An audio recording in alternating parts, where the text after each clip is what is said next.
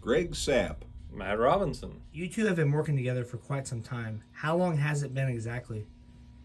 Since 2004, Larry Wilson retired that year, and Matt had a lot of broadcast experience. We'd worked together in the past, so there were a lot of things that recommended him. Like most jobs, there's probably more that goes on behind the scenes than a lot of people would know. Greg actually takes care of a lot of that as far as the sports broadcasts are concerned, contacting the schools, letting them know we're coming, the paperwork, both play-by-play sheets and color sheets and books and stuff like that get filled out, and I guess figuring out which equipment we need for that game and getting it there. Anything else you want to throw in on that? I started slacking off this year. Matt had to fill out the books more this year. At my time of life, as my doctor says once in a while, I just am little by little trying to lessen everything. Matt's glad to do it, or Dustin, or whoever's going to help with the broadcast. That's handy. That's one less thing for me to have to sweat. How do you figure out who talks when? Well, if I'm doing play-by-play on a game, then I tell what happened, and Matt helps with letting people know why something happened as it did. Yeah, it's just you just get a feel for the game, the pace of the game, whichever kind of game we're doing, dictates a lot of it. And sometimes, in particular with basketball, if it's two teams that push the court, push the tempo up and down the court, then sometimes the color guy just has to wait. But it's just kind of a feel of how the game's going, and you can kind of tell when each other kind of leaves each other a spot to talk, whoever's doing whatever role that particular game. I used to tell Larry Wilson that there were a lot of games I never saw. Yeah. Because I had my head down writing down stats, listening to him do the play-by-play, because sometimes there are games that dictate that. If it ends up being 91 to 77 or something like that, you've got a pretty good idea that your stat man's going to be awfully busy. Good afternoon, everybody, and welcome to Dietrich High School for some baseball on a Thursday afternoon here on KJ Country at 102.3 as the Dietrich Moving Maroons play host to the Effingham Hearts. I'm Greg Sapp. First pitch of the day, and that missed outside for ball one. Eli sort of exploded onto the scene last year as a junior. He just all of a sudden blossomed, and not only is a good hitter but a good pitcher to boot. That pitch missed. It's 2-1. Yeah, he'd been playing all along his freshman year and stuff, but you're right. He just really seemed to come into his own there that junior season, and he carried it on. Here's one hit high and deep to left field, and the left fielder finally gets a beat on it. Had to get to the warning track, and he made the grab. Yeah, Lorenzen did a good job to get back to the spot and then get settled under it, and that's what enabled him to comfortably make that catch, like you said, that was on the track. Well, that first couple of weeks of May includes the City Series, which is one of the most premier events as far as high school baseball and softball that you'll find. That is really kind of unique. I don't know of any other schools that do anything quite like that. Here, and there's a breaking ball. Got Stemke reaching. The shortstop Koenig has to charge. Throws on the run and throws a strike to get Stemke by a step. Nice play. Yeah, Max Koenig gets the out, recorded 6-3, as it's a quick inning for Levitt and the Bulldogs as we move to the bottom of the fourth.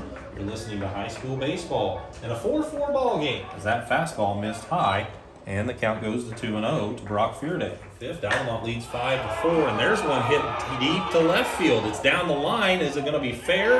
It's gone, and it is ruled a fair ball. So back-to-back home runs for the Indians. Miller and now Hammer, as Hammer put one out down the left field line. The toughest obstacles that you two face?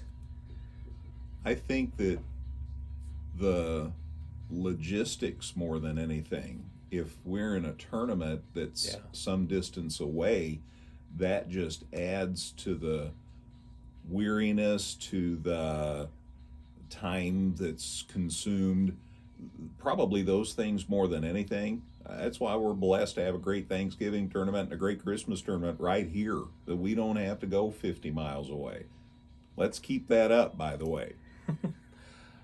Kind of to piggyback onto that, we're spoiled because we have so many good teams in our area, and we're unique that we don't just focus on one school. A lot of radio stations For example, Paris, they follow Paris, that's it, or Robinson. Well, we have so many schools right here that are so good, and but that's a blessing and a curse in a sense because we can't get everywhere, or else it really makes it sometimes, depending on the schedule, a little bit of a hassle to get all the games covered that we really like to.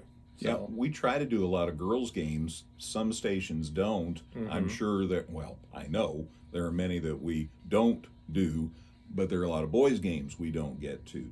You just only have so much time. and that can be frustrating at times because like, man, these two good games we're doing tonight, but there's a third one here too, or just logistically can't get it all in. But that, I would say that's, I mean, our equipment is pretty good shape right now. We appreciate the station, or at least for helping us out and making sure that all works. I do too. Sometimes there's just issues that you can't avoid no matter what. But yeah, so that's really not a problem, and the schools work with us very well in the area. So, it's just almost timing is sometimes the most frustrating thing. What makes you two so iconic? Well, iconic, there's a lot of ways to define that word, Yeah. but I think that the longevity is one thing, and I've worked together a lot of years now. But I think also we've proved ourselves to know what we're doing, and that helps. And Matt knows sports well. He really likes sports, and it comes through in the morning show as well as on a basketball or baseball broadcast or softball broadcast. So I think that sure helps.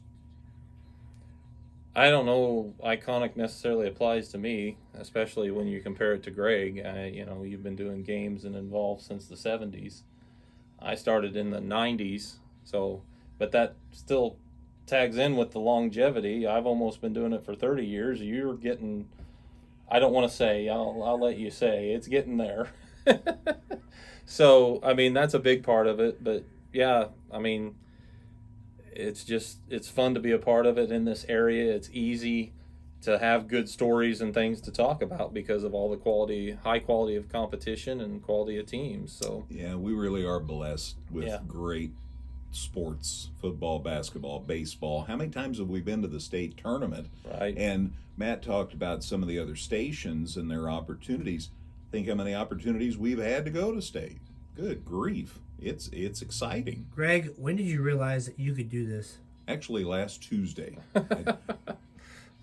No, I don't know. I don't know that you realize when you can do it. I don't know that there's some realization or something, except that it gets to be comfortable without being overwhelming. I guess I'm looking for the right word, because it's a little arrogant for me to talk about I can do something.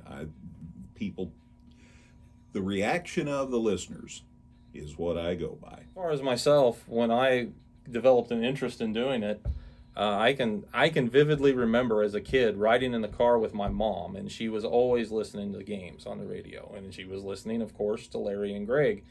We crossed the Wabash River Bridge on the way home and listening to a game, and I told her, I said, I would like to do that. I would like to announce games on the radio when I was probably 10 or 12 years old. And I actually, at Altamont's gym, they came to cover an Altamont game, and I was brazen enough to walk up to Larry and Greg and ask them what I needed to do, and they said, bring a tape recorder to these high school games and start recording yourself. I think I did it once, maybe twice, but so that's when I was a kid, kind of how I was already interested in it.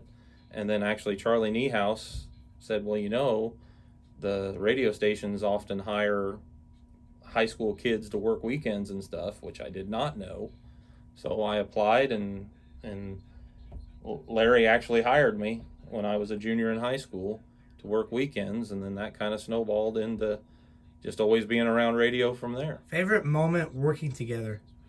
The game that came to mind for me was this past season when KZ was playing Altamont, and Case Westfield looked like they were up 20 points. And it was kind of late in the game. And I remember during a timeout, Matt was doing the play-by-play that night, and I looked over and I said, man, 20 points, that's a lot. And then Altamont came back and won the game. That was exciting. And the whole, you know how it gets in Altamont when the crowd's behind you and the excitement of coming from so far down. That was a great night to be there doing a basketball game.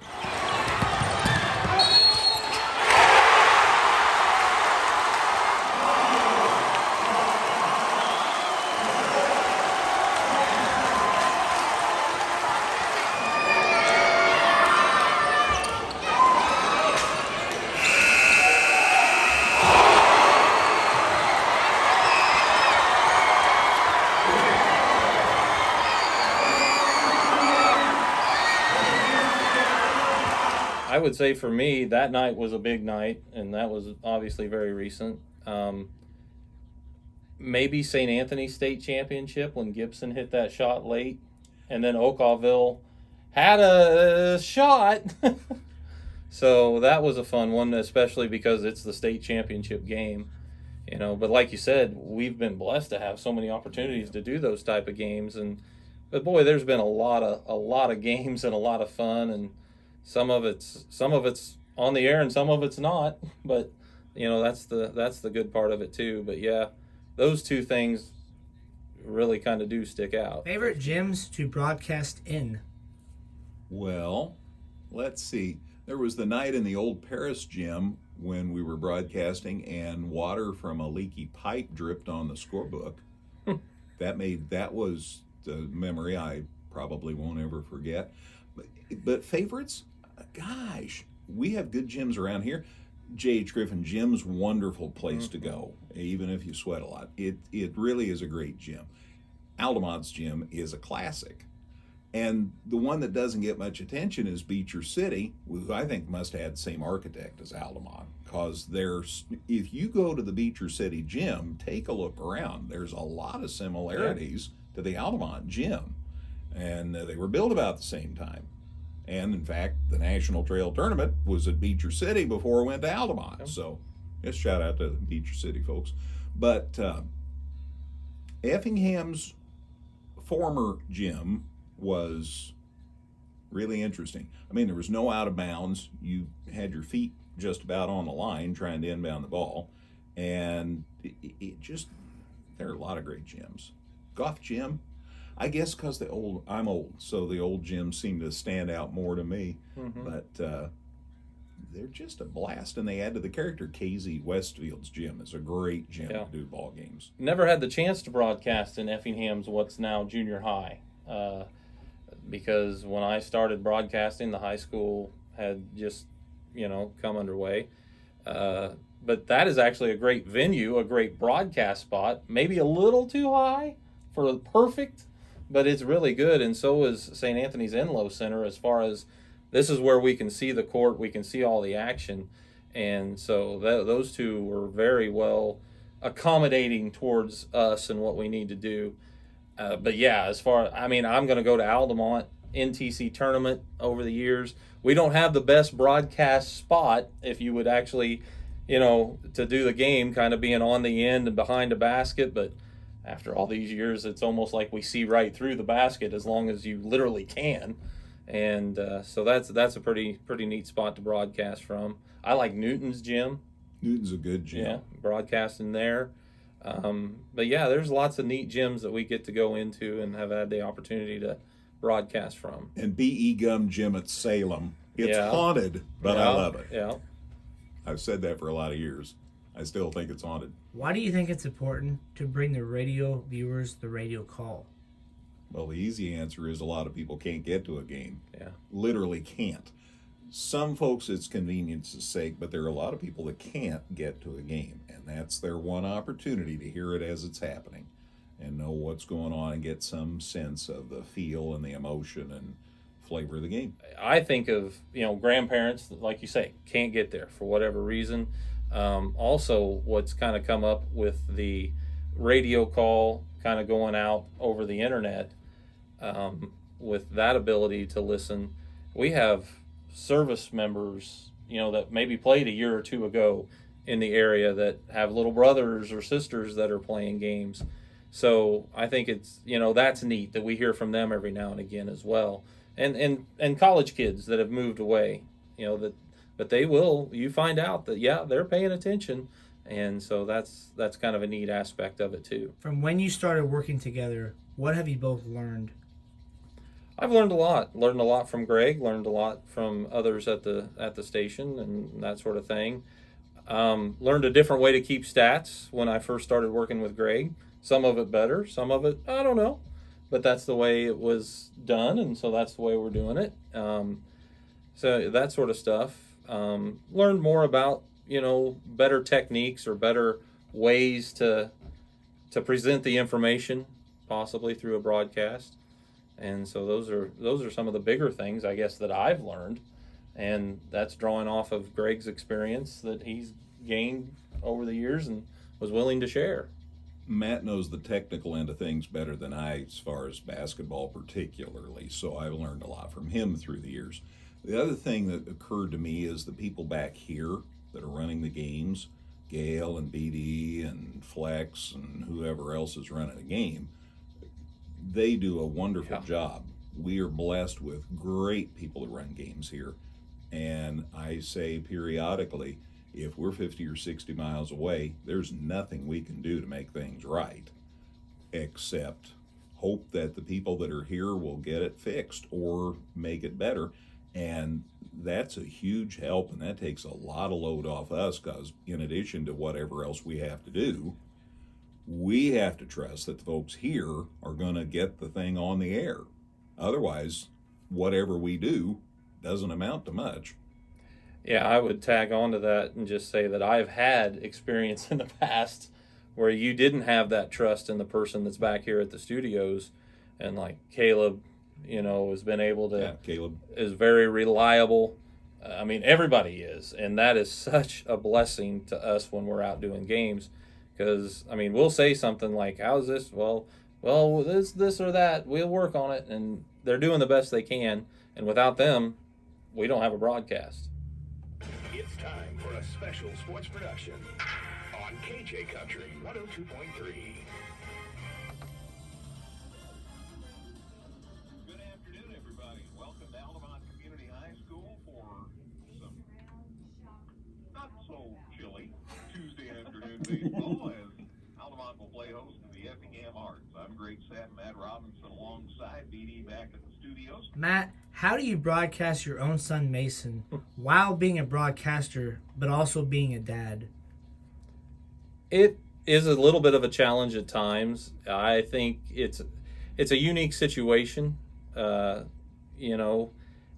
sometimes Mason maybe doesn't get as much credit as he would deserve because I'm a little hesitant to do that. But my whole goal is if nobody knew that he was my son playing, that nobody would know if they were listening. I think it helps that I've been announcing for 20-some years. It isn't like my first year or two, and I'm trying to do that.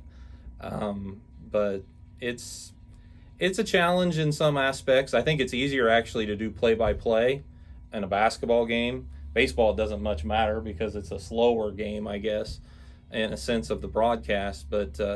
But with basketball, it forces you to watch the ball.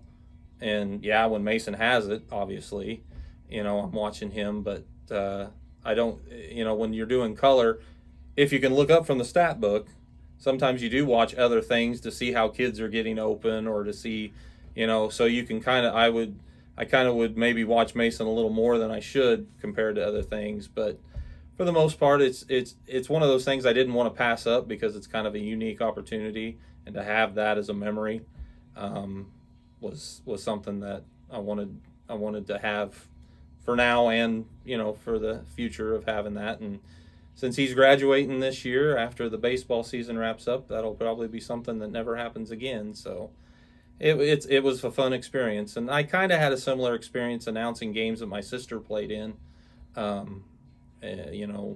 years ago, but it was different with Not her that versus many the years, kid. Brittany. Not that many Well, years. yeah.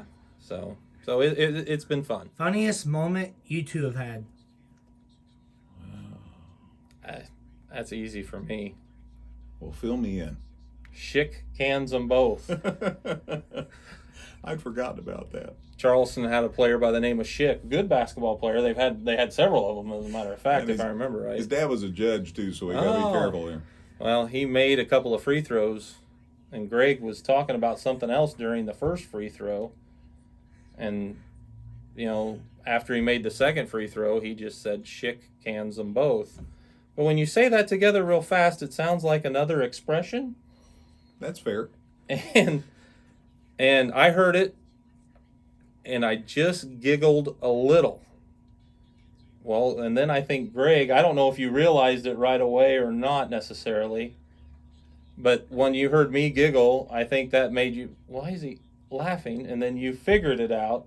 And then for the next 2 or 3 trips up and down the court, there was nothing but laughter between the two of us because we couldn't get it straightened back out for a little bit. That was one people on the radio had to listen and figure it out on their own. Yeah. Yeah, because we were busy. That was on air, at least. That was the best one. I still say, all these years later, the best player I ever saw was Mitch Arnold, the Effingham player that, all the things that he did. He had such a tremendous high school career, went to U of I. They did some things up there that were a little interesting, and so Mitch left, went to Fresno State, became the all-time career assist leader at Fresno State, for crying out loud. And he just was the best basketball player that I ever saw, and he was a wonderful baseball player, and people forget that. He was a heck of an athlete. Go watch him play golf now. He can knock it down about as well as anybody. But, T-Rep talked about Myers-Leonard, and Myers-Leonard for a different reason than you might think. Myers-Leonard because, he's in the NBA and all that, played at Illinois and all those great things. But I remember when he played for Robinson, the year that they won the state championship, Effingham beat them. Yes. At Effingham. Effingham beat Robinson the game here. It's home and home in the Apollo. And they were in the Apollo then. And that was a tremendous thing. And then something else, I'm on a roll here, I guess. I remember when we were leaving the gym at Robinson, we also did the game at Robinson, and I looked, and there's Myers-Leonard scraping his window just like any other kid. Sure. And that kind of kept it in perspective. Yes, he's got $1 zillion, and I'm glad he's playing again in the NBA, and I hope that Milwaukee does great things and all of that. But there he was, scraping his window. And then some of the backstory about Myers and his fetching up that has become known by many people.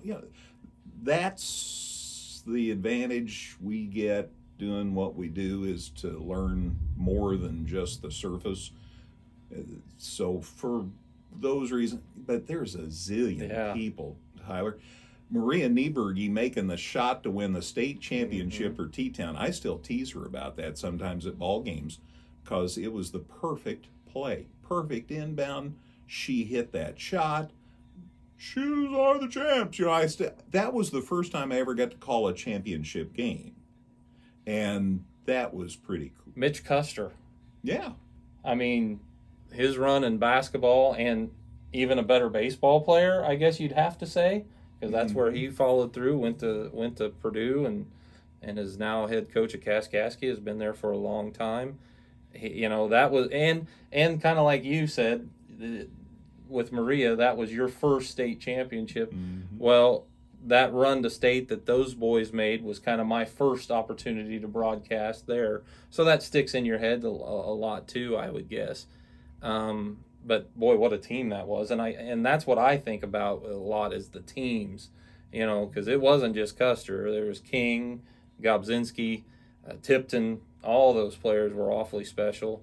And, and it's recency bias. And yes, my son's on the team, but this team from Altamont this last season was awfully special for a lot of reasons for me to broadcast. So, that would rank pretty high up there as well, because I coached a lot of those kids at the junior high level, and so that was kind of unique and special for me too. Yeah. And can I pick a team? St. Anthony's boys, when they won the state championship, for a lot of reasons, because Gibson was just such a,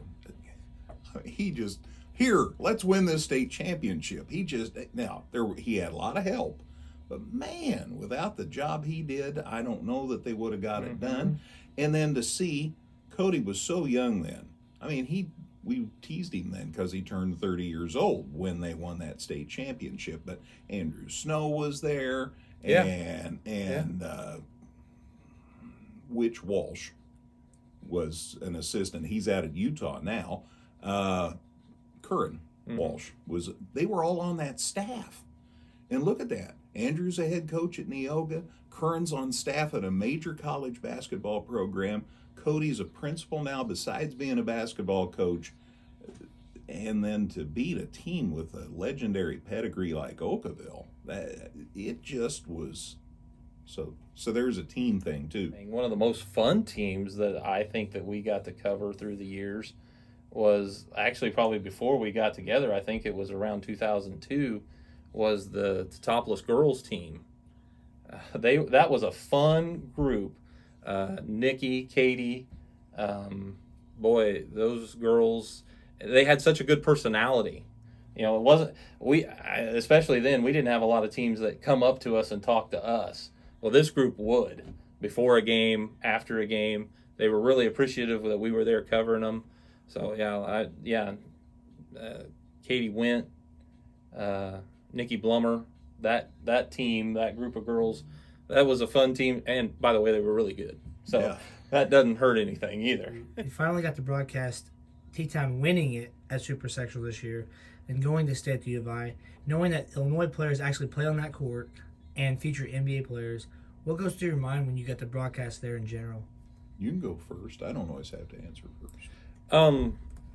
I mean, it's joy. You're really happy for those kids, and now that I'm in the part that I am, parents. You know, you look at that, you see that, you appreciate what the families have put into it.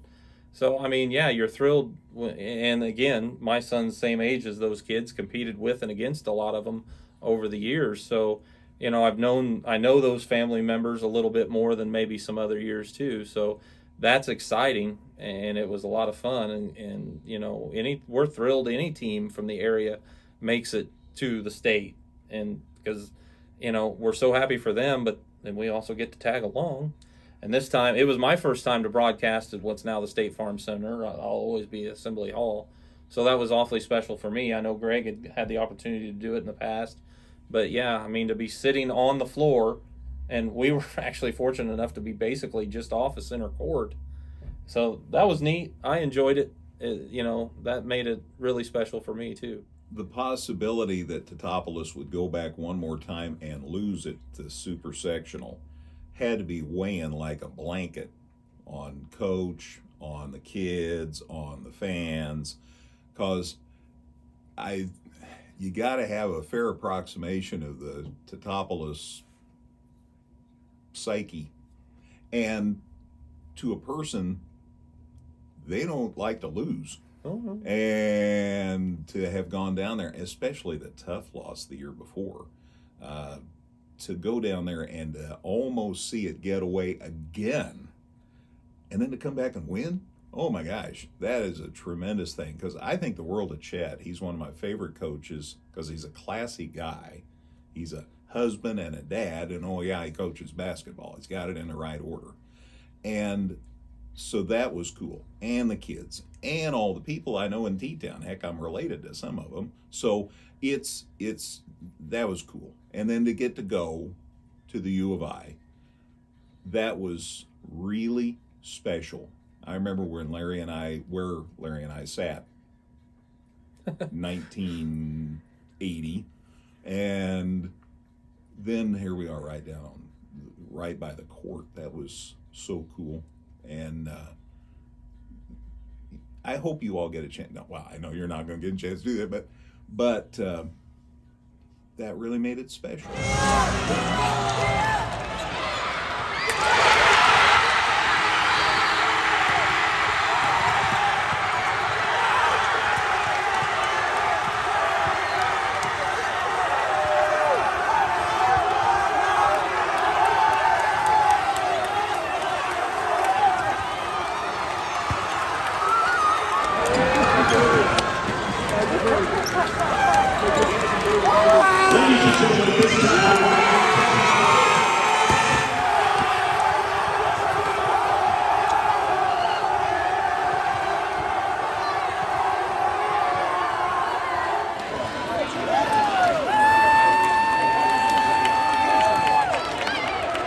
It's interesting.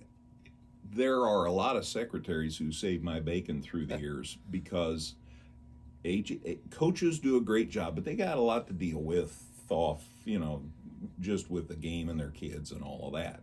But secretaries are such a huge help. They help me out so much with rosters and schedules. And yeah, Greg, we moved this, and oh yeah, can you mention that?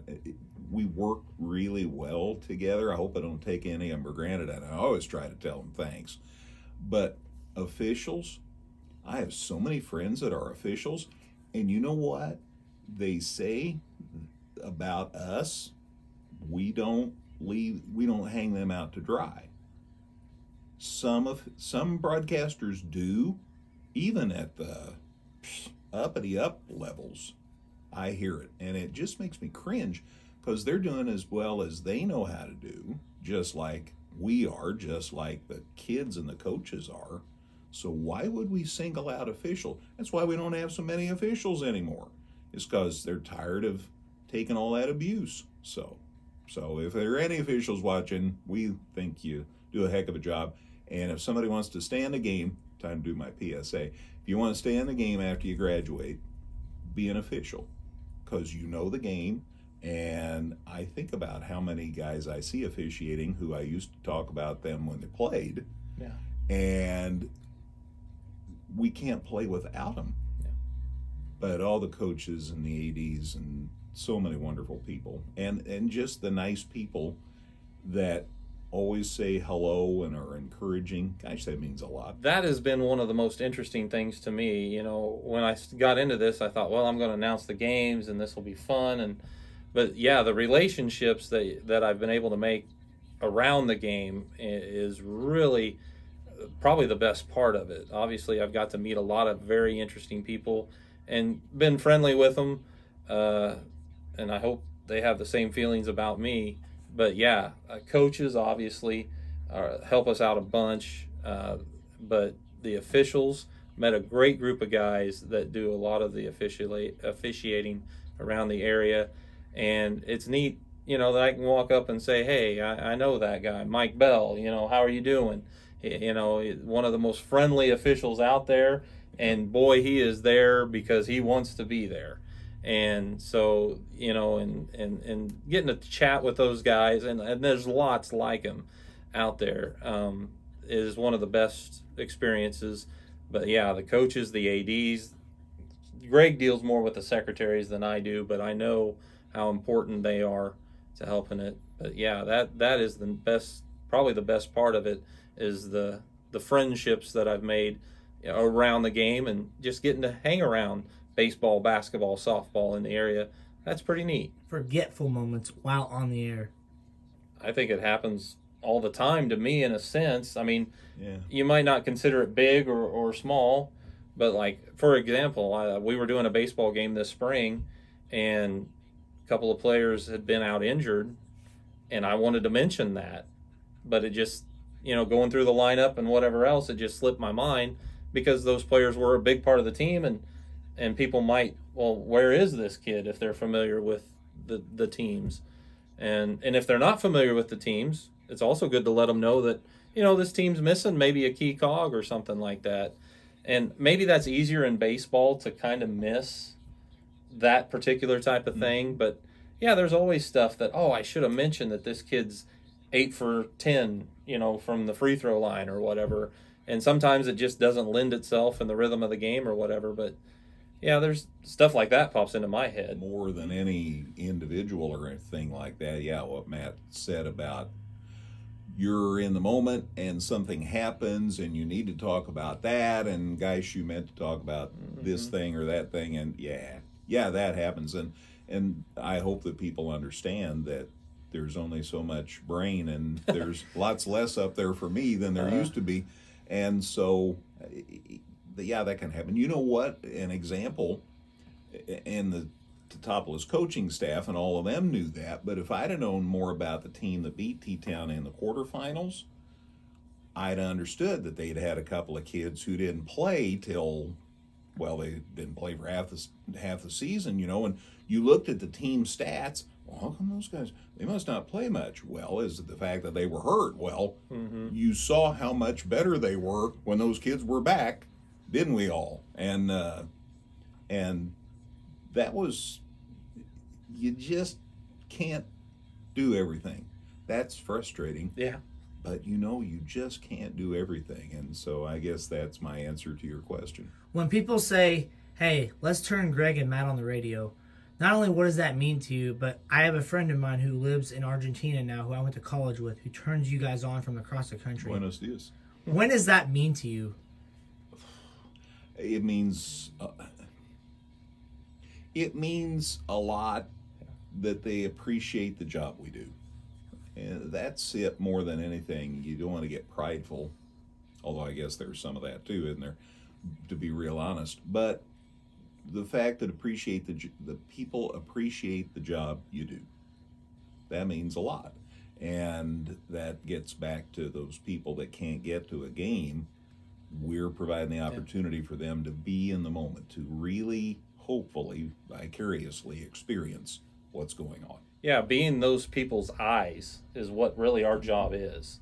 And if they feel like they have a good picture of what's going on in the game, then we've done our job. And when they articulate that to us, that, you can't help but feel good about it. And I think with the way the games played out at the end of the basketball season, I probably had more people come up and say things to me after games this season than I have in a long time. And that was really nice to hear. And we do appreciate that. At least I do. I'm sure you do as well. I do. And so that was pretty neat. And the other thing with radio or the internet now, they're all on the internet, you don't exactly have a great idea of how many people are actually listening and tuning in from night to night. I think a lot of people do, but, it's just one of those things where you can't touch the number of how many. But with people coming up and saying stuff to you, I got a pretty good idea of how many people were listening, and that means a lot. It really does. What does it mean to you both to be from the area? I think it gives us some perspective that others might not. Now, outside eyes, I'm not saying that's a bad thing at all. That's helpful. Gives you some perspective. But the fact that from the time I was a sophomore in high school, we lived here and I was born here, and I have family in the western part of the county particularly, but some in T-Town, and have lived here all these years. Gosh, a lot of pride, but in a good sense, that I know if I went to Altamont, I wouldn't have to look long until I found a cousin. And if I am here in Effingham, I can talk to my brothers, well, one brother that's here, and my sister, and all my mama, and all those things. That's pretty neat. And the fact that I've been able to work here all these years has been pretty nice. And the fact that the Effingham County area is an area that you can be proud of. I've been here for a lot of that. I think that adds a lot to the luster of being the broadcasters here. In some way, all the good stuff that's going on in this area is just such a fun thing, and that goes beyond sports too.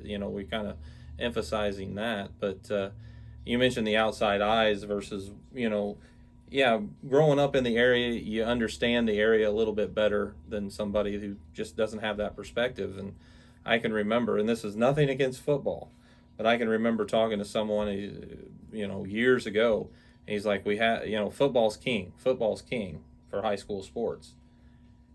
Not here necessarily. I would say basketball is probably the king, as far as that goes. Football's made tremendous strides again lately with Effingham in particular in the area. But yeah, to me, all the schools have basketball. They all compete in that. And so just having kind of the local flavor, the understanding of it, and as far as that goes, growing up in Altamont, I've been to the NTC tournament since I was probably 5 years old, and that sort of thing. So you catch so much of the community through all that, and that's a really neat perspective to have. What type of advice have you two received? Give the score more often. And I'm like, when I first heard that from Larry Wilson, who has been great to me, by the way, over the years. He didn't have to be, especially when we were working opposite of each other, so to speak.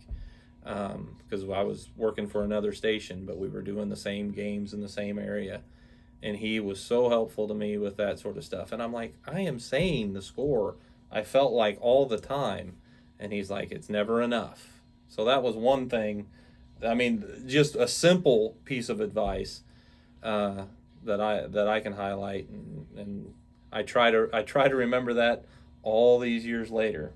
But there's all kinds of things, as far as even techniques to do the game as working, with people and that sort of stuff that I've obviously learned from Greg a lot, and from Larry and Dustin, working games with him as well.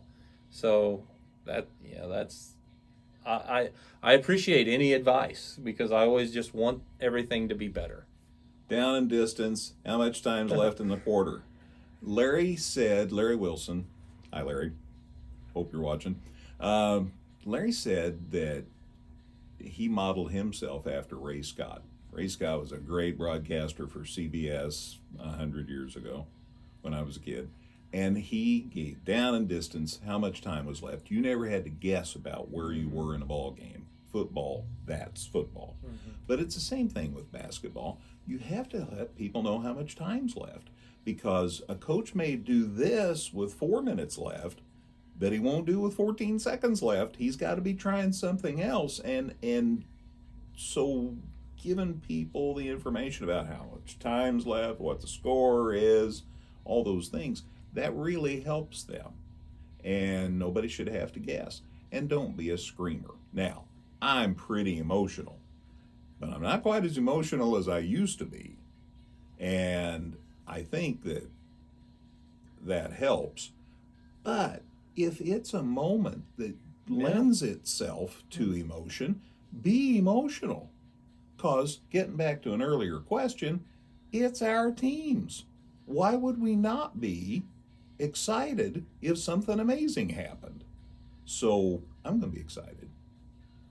The other thing, can I say one more thing? I'm old, so I talk a lot. But it's not a crusade.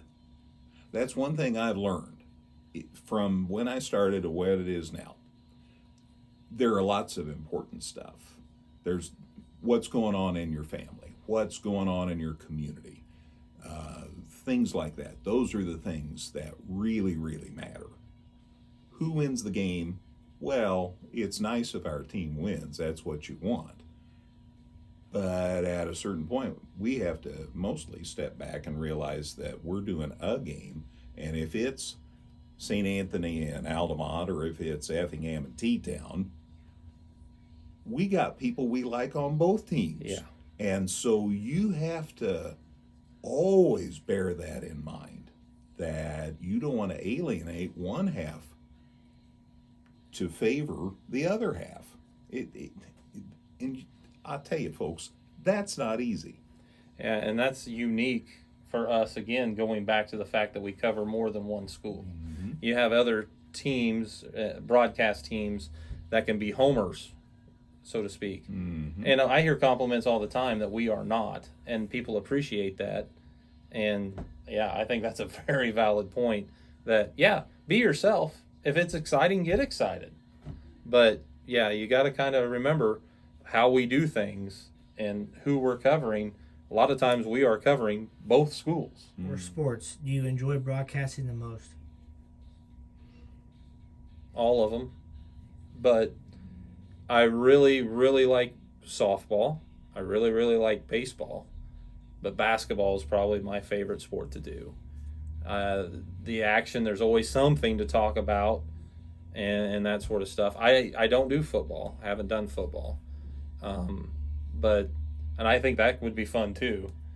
But I lean towards basketball. I just, for me and my broadcast skill, or however you want to say it, I think it works best with basketball too. Because I like baseball the best. That's my favorite sport. I'd rather watch ball game, talk ball game, sit out at Paul Smith Field and watch ball game more than any other sport. That's my fun one to watch. And I know it's slow and long, and I don't care because I like it. Yeah. Basketball's, everyone has its own personality. It's like your kids. Baseball, because it lets you visit and do things about things going on at the ballpark other than the game, and you still have time to do the game. Softball's a blast because it's fast. Yeah. It's good. It's competitive. We've had good teams around here. It's fun, and it doesn't take your whole day. Basketball, we sure have done a lot of basketball, and we've had some great moments in basketball.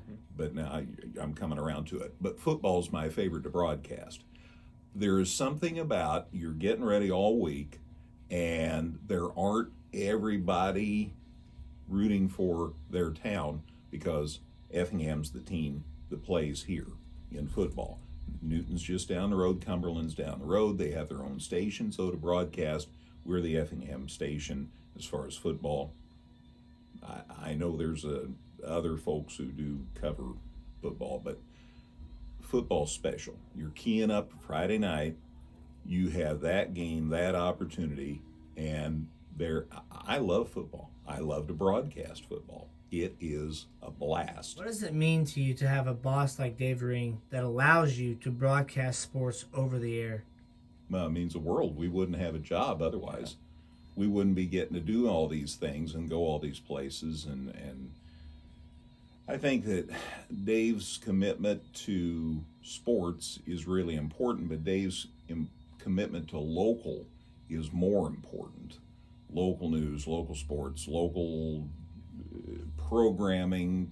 We're local. That's our distinctive. Maybe I've answered this before, but it's very important. Dave, by the way, was a good athlete. He played on one of the best basketball teams Effingham ever had, and was a good track athlete, and still had time to go home and work at the farm. And that never left him. I think that ethic of being involved, and he's still a pretty good fan too. And so it's really important. The station supporting the local, as Greg said, the local community, news, sports, everything, is really becoming a unique thing in radio as well. You don't have very many locally owned stations anymore, and we really appreciate everything that everybody does here at the station. Dave, other management as well, allowing us to have the equipment we need to make the broadcast as good as they can be, giving us the opportunity to go to these games and be a part of them. That there is a balance there, and sometimes I wish we'd do more, and sometimes I'm probably wrong, but I don't always think I am. But they have to make some tough decisions from time to time, and to do what's best for the stations, to do what's best for our listeners, and they do a great job of allowing us to do these local games, and because it is important to be a part of the community, and they realize that. Support on my side has been tremendous from day one. I was announcing sports before my wife and I got married, so she kind of knew what she was getting into a little bit. But she's tremendous, from the kids being small all the way up to where they are now.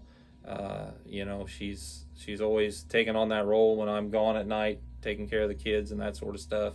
And beyond her, sometimes my mom and dad would have to help out, or her mom and dad would help out. And I can't say how much I appreciate Ann and what my parents and her parents have done to allow me to be able to do this job.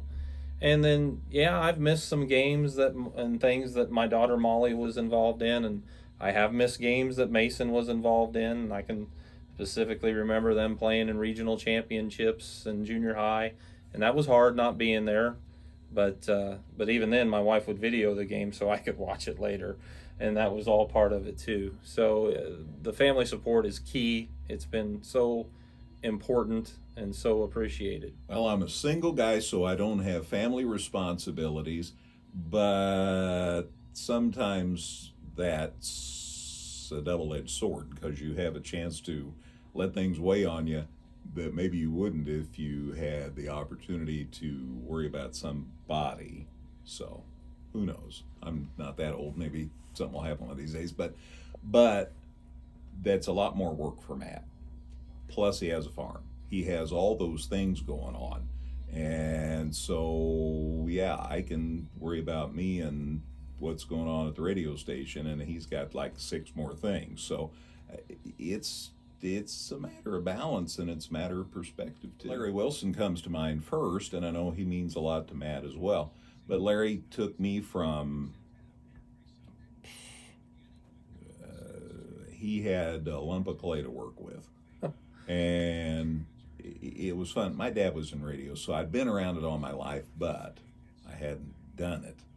And Larry put up with an awful lot for me in the first few years, especially.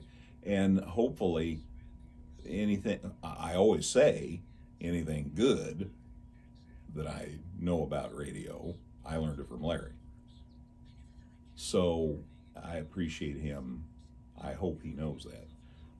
Jim Maxiden, who was the coach of the Hearts boys team during those great years in the late 70s and early 80s, he saw me and needed somebody, and Larry mentioned that he needed somebody to put a voice on their videos, and that kind of led to other stuff, and then having the opportunity to work in radio when I was 18 years old, and started every Saturday night, so all the people at the radio stations then, but Dave, when he decided to start Premier, saying, do you want to come over and do this? And I said yes, and 29 years now, we're still going. So all those people, but like I said, everybody in the schools, all the coaches, but see, that extends into news too, Tyler. And so many people have been so helpful, and all the people who send me a text or a tweet or a email or call me on the phone. Some people still use the phone and tell me, hey, what about this and what about that? And did you know that this kid's nephew was related to somebody? All that stuff. Man, that just is. How do you thank everybody? So yeah. Thanks everybody. Yeah, obviously Greg has been an important part of it. Growing up listening to him, and then Larry, and I already mentioned how Larry kind of hired me and kind of gave me a start officially in radio, and then working with those guys, and their help has been tremendous. Obviously, like we've said, with Dave allowing us to do the games and bringing me over when Larry retired. I can still remember where we were when we were at the Charleston Holiday Tournament. Larry and Greg kind of approached me there because we were both doing games, and like, I am going to be retiring. Would you be interested in coming over? Yes. I mean, it was pretty easy to say yes to that. But even before that, like I mentioned, Charlie Niehaus, my generation from Altamont has kind of an unusual number of people involved in broadcasting, if you really look at it. And so, I mean, first, the star that you point at is Kurt Becker. But, there's a lot of us that really have been involved in some sort of radio or whatever broadcast. And I do think that goes back to the speech class that Charlie Niehaus really kind of got going there at Altamont years ago. At least that's how I perceive it. So, thanks to all those people, but like Greg said, so many people in the community, coaches, referees, the ADs, all those folks are so important to us and allowing us to do what we do and making it easier for us to do what we do. And I really appreciate everybody that's given me this opportunity, because this is what I've wanted to do since I was a kid, and not very many people get to do what they wanted to do when they were 10, 12 years old. Thank you guys so much for sharing your story. It's been a pleasure to talk to you both. Keep up doing what you do. You do a tremendous job. Thank you, Tyler. Thank you, Tyler. That's very nice. Matt, thanks. Yeah, a fun day of baseball. These two teams play each other. It comes down to the last at bat, essentially every game, and it's so fun to watch well played baseball in this area. And St. Anthony and Altamont hooked up again for a good one. And congratulations to the Bulldogs. I hope you have a good evening. Thank you very much. You too. Thank you. For Matt, for Gail, I'm Greg Sapp again. Final score here: St. Anthony 11, Altamont 9. Good night, everybody.